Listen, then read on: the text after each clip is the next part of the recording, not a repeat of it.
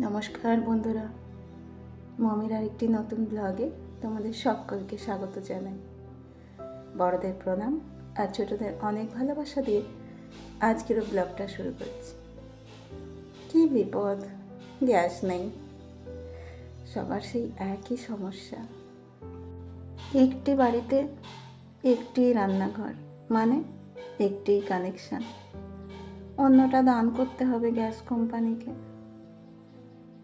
এখানেই শেষ নয়, কানেকশান নিয়েও বিস্তর ঝামেলা।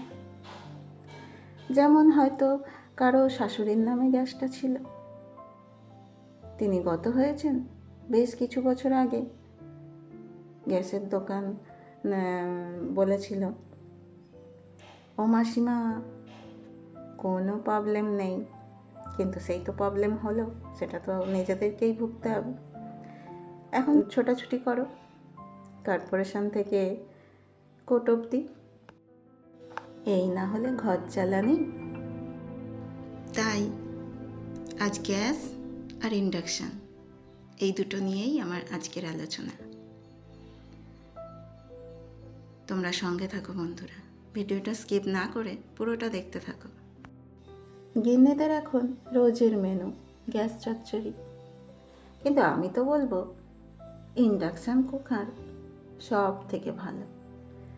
শুধু প্লাগ ইন করো, ইলেকট্রিক চুল্লিতে দিব্যি ভাত, রুটি, ডাল, মাছ ভাজা, তরকারি, চিলি চিকেন সবই করা যায়। গ্যাসের আছে লো ফ্লেম, মিডিয়াম ফ্লেম আর হাই ফ্লেম। ইন্ডাকশানে হালকা গরম থেকে শুরু করে ক্রমবর্ধমান টেম্পারেচার সবই আছে। যেমন প্রয়োজন তেমন ব্যবহার করো, কমাও বাড়াও।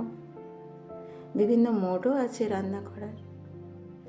ফ্রাই করার একরকম, ঢাকা চাপা দিয়ে রান্না করার জন্য একরকম, দুধ ফোটানোর জন্য একরকম, কত রকম ব্যবস্থা আছে। সুতরাং কন্ট্রোল নিজের হাতেই, তাই না? শুধু কারেন্ট থাকতে হবে, তাহলেই হবে। আর সব থেকে সুবিধা, ধোঁয়া হয় না। তারপর তেলকালি থেকে কোমল ত্বকের রেহাই। হলো না এটা কাজের জিনিস? খালি বাসনপত্র একটু হালকা ঝামেলা আছে বটে, ইন্ডাকশান প্রুফ বাসন না হলে এতে চলবে না। তবে ইন্ডাকশান কিনলে একটা করে বাসন তো ফ্রিই পাওয়া যায়, সেটা দিয়েই শুরু হয়ে যায়। আমার মতে তো ইন্ডাকশান ওভেন খুবই ভালো, কারণ আমার অনেক উপকারে লেগেছে। কারণ একটা বাচ্চাকে একা হাতে মানুষ করা কতটা যে কষ্টকর, সেটা আমার থেকে আর ভালো কেউ জানবে না। আমার মেয়ে যখন ছোট ছিল তখন কোলে নিয়েই তো ইন্ডাকশানে অনেক রান্না করেছি।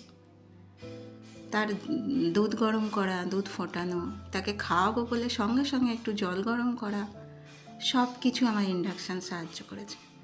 তাই আমার ভোটটা ইন্ডাকশানের দিকেই। তোমরা কি বলো বন্ধুরা, তোমাদের কি পছন্দ? তাহলে ভোট দাও,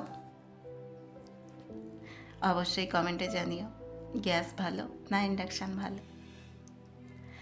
আর আমার ভিডিওটা কেমন লাগছে সেটাও অবশ্যই জানিও কমেন্ট করে। যদি ভালো লাগে একটা লাইক করে দিও, আর চ্যানেলটা সাবস্ক্রাইব করে পাশে থেকো। তো আজকের মতো এখানেই বিদায় নিচ্ছি। তোমরা ভালো থেকো, সুস্থ থেকো, আমার ভিডিও দেখতে থাকো। আজকের মতো টাটা।